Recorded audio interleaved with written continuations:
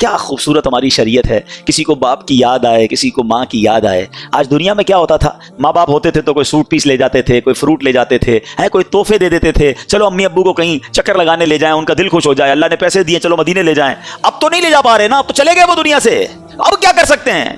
تو اب بھی یہ کر سکتے ہیں کہ قرآن پڑھ کے انہیں تحفہ پہنچا دیں, اجتماع کر کے انہیں تحفہ پہنچا دیں, مسجد بنا کے انہیں ثواب پہنچا دیں. ہماری شریعت نے ایثار ثواب کا کیا شاندار نظام رکھا ہے. ایمان تازہ ہو جاتا ہے ان حدیثوں کو پڑھنے کے بارے میں. اللہ کے نبی علیہ الصلوۃ والسلام حضرت سیدنا ارمیہ کچھ ایسی قبروں کے پاس سے گزرے کہ جن پر عذاب ہو رہا تھا, قبروں میں عذاب ہو رہا تھا. کچھ عرصے کے بعد پھر گزرے تو عذاب ختم ہو چکا تھا. تو آپ نے اللہ سے عرض کی کہ یا اللہ, پہلے عذاب ہو رہا تھا, اب عذاب ختم ہو گیا, اعمال تو انہوں نے جو کرنے تھے کر لیے نا, اعمال کے رزلٹ پر ہی طے ہوتا ہے کہ قبر میں عذاب ہو رہا ہے, اللہ ناراض ہے تو, یا نعمتیں مل رہی ہیں. اب عذاب ختم کیسے ہو گیا؟ اللہ نے ارشاد فرمایا, اے ارمیہ, ان کے کفن پھٹ گئے, بال بکھر گئے, قبریں مٹ گئیں, تو میں نے ان پر رحم کیا, اور ایسے لوگوں پر میں رحم ہی کیا کرتا ہوں. مدینے کے تاجدار علیہ الصلوۃ والسلام فرماتے ہیں, اے ایصال ثواب کے اجتماع کرنے والو, اے فاتحہ کرنے والو, دیکھو کیا خوبصورت اہل سنت کے یہاں نظام ہے. اپنے والد کی بھی برسی مناتے ہیں, ثواب ساری دنیا کے مسلمانوں کو پہنچاتے ہیں. جب بھی گھر میں لنگر لوگ کرتے ہیں, امام حسین کا لنگر کریں, غوث پاک کا لنگر کریں, لوگوں کو نہ جانے کیوں فاتحہ سے پرابلم ہے, ساری دنیا کے مسلمانوں کو ثواب لوگ پہنچاتے ہیں. سنو میرے آقا کیا فرماتے ہیں, اللہ کے حبیب فرماتے ہیں, میری امت گناہ سمیت قبر میں داخل ہوگی, اور جب نکلے گی تو بے گناہ ہوگی. گناہ سمیت داخل ہوگی اور نکلے گی بے گناہ ہوگی. آقا فرماتے کیونکہ وہ مومنین کی دعاؤں سے بخش دی جاتی ہے. خدا اہل سنت کو آباد رکھے. محمد کا میلاد ہوتا رہے گا. یہ میلاد کے اجتماع, ایصال ثواب کے اجتماع, سویم کے اجتماع, ہم جب بھی قرآن خوانی کرتے ہیں, لنگر کرتے ہیں, دعائیں کرتے ہیں, کیا کہتے ہیں, یا اللہ سرکار کی ساری امت کو ثواب پہنچا. آقا فرماتے میری امت داخل تو گناہوں کے ساتھ ہوگی, جب نکلے گی تو گناہ مٹ چکے ہوں گے, کیونکہ مومنین دعائیں کر رہے ہیں, ایصال ثواب کر رہے ہیں. اب سنو, جو ایصال ثواب نہیں کرتے نا, اپنے مردوں کو بھول جاتے ہیں, انہیں یاد نہیں رکھتے. پیارے آقا علیہ الصلوۃ والسلام فرماتے ہیں کہ مردے کا حال قبر میں ڈوبتے ہوئے انسان کی مانند ہے. جب بندہ ڈوب رہا ہوتا ہے تو کیا حال ہوتا ہے کہ وہ شدت سے انتظار کرتا ہے کہ باپ یا ماں یا بھائی یا کسی دوست کی اسے دعا پہنچے, اور جب کسی کی اسے دعا پہنچتی ہے تو اس کے نزدیک, اس قبر میں جو مردہ ہے نا, اس کے نزدیک دنیا و ما فیہا, یعنی دنیا اور اس میں جو کچھ ہے سب سے بہتر ہوتی ہے. آقا فرماتے اللہ عز و جل قبر والوں کو ان کے زندہ متعلقین کی طرف سے ہدیہ کیا ہوا ثواب پہاڑوں کی مانند عطا فرماتا ہے. بعض اوقات کیا ہو سکتا ہے کسی کے ذہن میں خیال آتا ہو, یار سرکار کی ساری امت کو پہنچا, ہم نے ایسے ہی کہہ دیا, صرف دعا کر دی, ایک فاتحہ پڑھ لی, 3 بار سورہ اخلاص پڑھ دی, اسے کیا مل رہا ہے؟ سنو حدیث میں آقا فرما رہے اللہ ہدیہ کیا ہوا ثواب پہاڑوں کی مانند عطا فرماتا ہے. اور زندوں کا ہدیہ کیا ہے مردوں کے لیے؟ آقا فرماتے ہیں وہ دعائے مغفرت کرنا ہے. دعا کرتے رہا کرو, سرکار کی ساری امت کے لیے کیا کرو, اپنے مرحومین کے لیے کیا کرو. اور سبحان اللہ, اب آؤ میں آپ کو اربوں نیکیاں کمانے کا موقع بھی بتا دیتا ہوں. روزانہ آپ اربوں نیکیاں کما سکتے ہیں. نبی پاک علیہ الصلوۃ والسلام نے فرمایا جو کوئی تمام مومن مرد اور عورتوں کے لیے دعائے مغفرت کرتا ہے, اللہ عز و جل اس کے لیے ہر مومن مرد و عورت کے عوض ایک نیکی لکھ دیتا ہے. جتنے دنیا میں اتنے نہیں, جتنے گزر گئے. یعنی آپ نے اگر دعا کی کہ یا اللہ میرا یہ ثواب تمام مومن عورتوں اور مردوں کو پہنچا دے, ان کی مغفرت فرما دے, تو جتنے مومن مرد اور عورتیں ہیں اللہ ان کے برابر ایک ایک نیکی آپ کے نامہ اعمال میں لکھ دے گا. تو آئیے ایک بڑی پیاری دعا بھی علماء نے لکھی ہے, ہم مل کر پڑھ لیتے ہیں. اللہم اغفر لی ولکل مؤمن و مؤمنہ. اس کا ترجمہ بھی پڑھ لیں, اے اللہ میری اور ہر مومن و مومنہ کی مغفرت فرما, آمین. تو روز دعا کرتے رہا کریں. میرے رب کی رحمت دیکھو کہ بندہ جب سارے مسلمانوں کے لیے دعا کرتا ہے, اللہ ہر مسلمان مرد و عورت کے بدلے اس کو نیکی عطا فرما دیتا ہے. تو ایصال ثواب, میں آپ کو حدیث سے سنا رہا ہوں, کنفیوز نہ ہوا کرے ایصال ثواب میں کہ پتہ نہیں ایصال ثواب ہو سکتا ہے کہ نہیں ہو سکتا. میں تو آپ کو پیارے آقا کی حدیث سے سنا رہا ہوں. اور ہم کتنی بار روزانہ مرنے والوں کے لیے دعائیں نماز میں کیا کرتے ہیں, رب اجعلنی مقیم الصلاۃ ومن ذریتی ربنا وتقبل دعاء ربنا اغفر لی ولوالدی وللمؤمنین یوم یقوم الحساب. آپ نے تو مومنین کے لیے بھی دعا کر لی, والدین کے لیے بھی دعا کر لی, تو زندوں کے لیے بھی کی, مردوں کے لیے بھی کی. تو بالکل آپ جو ہے وہ دل کھول کر دعائیں کیا کریں, ایصال ثواب کیا کریں. ایک اور خوبصورت حدیث سنیں ایصال ثواب کیسے پہنچتا ہے. پیارے آقا علیہ الصلوۃ والسلام فرماتے ہیں جب کوئی شخص میت کو ایصال ثواب کرتا ہے نا, تو میت کے پاس پہنچاتا کون ہے؟ فرمایا جبریل امین اسے نورانی طباق میں رکھ کر قبر کے کنارے کھڑے ہو جاتے ہیں اور کہتے ہیں قبر والے یہ تحفہ تیرے گھر والوں نے بھیجا ہے. یہ سن کر وہ خوش ہوتا ہے، اور اس کا کوئی پڑوسی جو ہوتا ہے نا قبر والا، آقا فرماتے ہیں اپنی محرومی پر جو پڑوسی ہوتے ہیں وہ غمگین ہوتے ہیں۔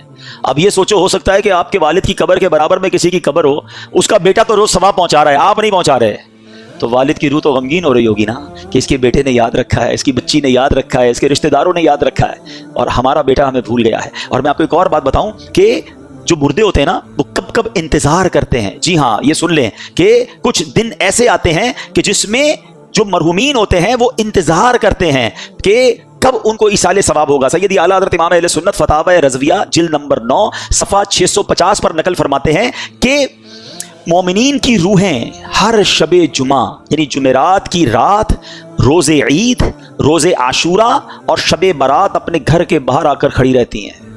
جس گھر سے ان کا انتقال ہوا ہے نا اس گھر کے باہر آ کر کھڑی رہتی ہیں، اور ہر روح غمناک بلند آواز سے ندا کرتی ہے، اے میرے گھر والوں، اے میری اولاد، اے میرے قرابت داروں، ہمارے لیے ایصال ثواب کی نیت سے صدقہ خیرات کر کے ہم پر مہربانی کرو۔ ارواح گھر تک آ جاتی ہیں ان دنوں میں کہ کچھ ہمیں صدقہ کرو، کچھ ہمیں ثواب پہنچاؤ۔ کیسی اولاد ہے جو اپنے ماں باپ کو دعاؤں میں بھول جاتی ہے، کیسی اولاد ہے جو نیکیاں، اول پرابلم کیا، اب یہ ساری باتوں کا پتہ ہے حل کیا نکلے گا کہ اولاد تیار کیسی کی ہم نے۔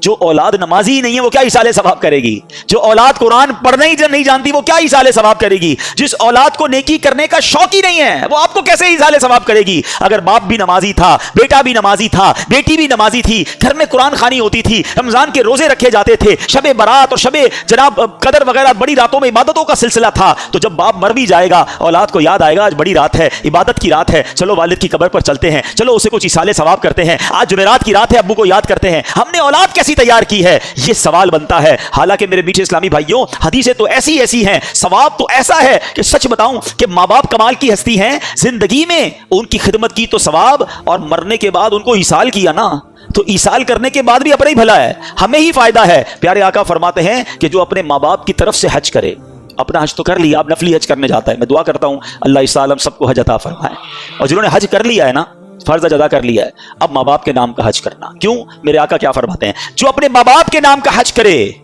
ماں باپ کی طرف سے تو حج ادا ہو جائے گا، حج کرنے والے کو مزید 10 حج کا ثواب ملے گا۔ یعنی ہمارا بھی لاٹری ہے نا، ماں باپ کو تو ثواب ملے گا ہی ملے گا، ملٹیپلائی بائی ہو کر 10 ہمیں بھی ملے گا۔ اب اگر یہ حدیثیں پڑھی ہوں گی تو بچہ جب حج کرنے جائے گا تو ماں باپ یاد آئیں گے نا، کون نہ ماں باپ کو کون یاد کرے گا؟ ایک اور جگہ پیارے آقا فرماتے ہیں جب تم میں سے کوئی نفل خیرات کرنا چاہے نا، کبھی کبھی ہوتا ہے کسی مسجد میں پیسے ڈال رہے ہیں، کسی غریب کو دینا ہے، کسی کی مدد کرنی ہے، یہ ثواب تو ملے گا۔ آقا فرماتے ہیں اپنے ماں باپ کی طرف سے کریں۔ کیا خوبصورت شریعت ہے، کیا پیاری تعلیمات ہیں۔ صدقہ خیرات تو کرنا ہی ہے نا، کہ نیت کر لو یہ ماں باپ کی طرف سے ہے۔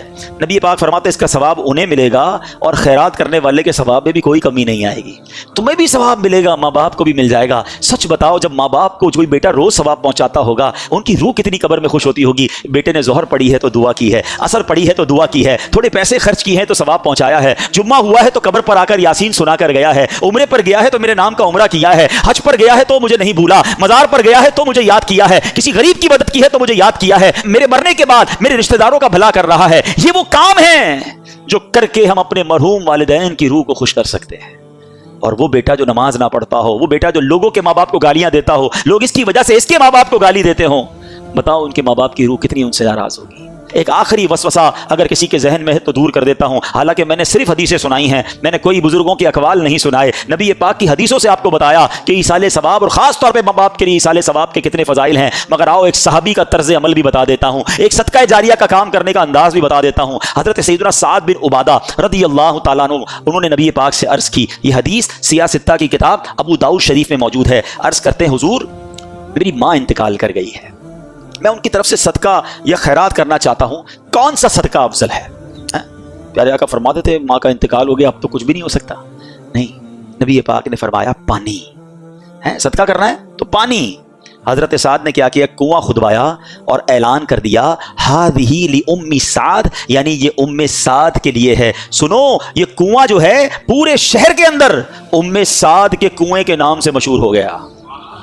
दो बातें सीखने को मिली, मरने के बाद सवाब पहुंचता है। दूसरा क्या सीखने को मिला कि अगर किसी चीज का नाम किसी के नाम के साथ जोड़ दिया जाए तो ये शिरक नहीं हो जाता, ये गुनाह नहीं हो जाता, ये समझाने के लिए होता है। ये हदीस के अल्फाज मैंने बयान कर दिए। तो अगर आज कोई कहता है कि जनाब आज मेरे घर पे गौस पाक की नियाज है, तो कोई टेंशन लेने की जरूरत नहीं है। गौस पाक की नियाज का मतलब यह है कि जो बकरा कटेगा, जो जानवर कटेगा, वो बिस्मिल्लाही अल्लाहु अकबर कहकर ही कटेगा, वो बिस्मिल्लाही गौसे आजम कहकर नहीं कटेगा। हाँ, अब नीयत ये होती है कि ये बकरा या ये जानवर गौसे पाक को इसका सवाब पहुंचे, ख्वाजा गरीब नवाज को इसका सवाब पहुंचे, मेरे माँ बाप को इसका सवाब पहुंचे। मुझे ये समझ नहीं आता, मरियम मस्जिद बन सकती है तो कोई ये क्यों नहीं कहता कि मस्जिद में क्या मरियम बीबी को कोई सजदे कर रहा है? नहीं यार, ये मेरी माँ के नाम की मस्जिद है, इबादत तो अल्लाह को होती है। मस्जिद के नाम सहाबा के नाम पर हो सकते हैं, मस्जिदों के नाम अपने माँ बाप के नाम पर हो सकते हैं, किसी को टेंशन नहीं होती है। मगर जब औलिया किराम की नियाज की बात होती है तो टेंशन शुरू हो जाती है। तो समझ लो टेंशन कुछ और है, वरना बात उन्हें भी शायद समझ आती है। तो मस्जिद तो इबादत करने लोग जाते हैं, सजदा करने जाते हैं, बिरयानी में सजदा थोड़ी होता है। जब सजदे वाली जगह का नाम तुम कुछ और रख के टेंशन नहीं क्रिएट कर रहे,